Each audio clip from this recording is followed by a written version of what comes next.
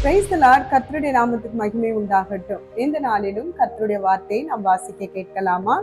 மத்தேயு 8ஆம் அதிகாரம் 8ஆம் வசனத்திலே நூற்றுக்கு அதிபதி இயேசுவினிடத்திலே இப்படியாய் சொல்லுகிறார். நடுப்பகுதியை மாத்திரம் நான் வாசிக்கிறேன்.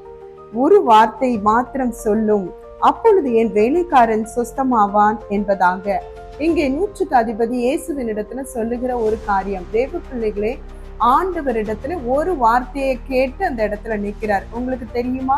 வசனம் சொல்லுகிறது, யாக்கோபுக்கு வார்த்தையை அனுப்புனாரா, அது இஸ்ரவேல் மேல இறங்குதான்.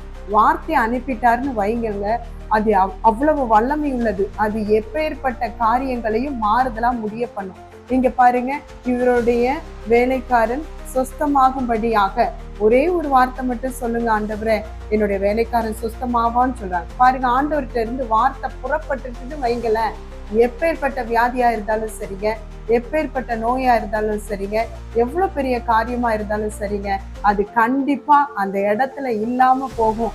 நிச்சயமா அவருடைய வார்த்தைக்கு அவ்வளவு வல்லமை இருக்குது. எத்தனை பேர் விசுவாசிக்கிறீங்க? பயப்படாதீங்க. ஒரு வார்த்தை மாத்திரம் ஆண்டவர்கிட்ட சொல்லுங்கன்னு நீங்க கேட்டீங்கன்னா கண்டிப்பா அவருடைய வார்த்தை உங்களை விடுதலை ஆக்கும். இன்றைக்கு இந்த வார்த்தையை ஆண்டவர்கிட்ட கேட்பீங்களா? கர்த்தர் தாமே உங்களை ஆசீர்வதிப்பார். God bless you.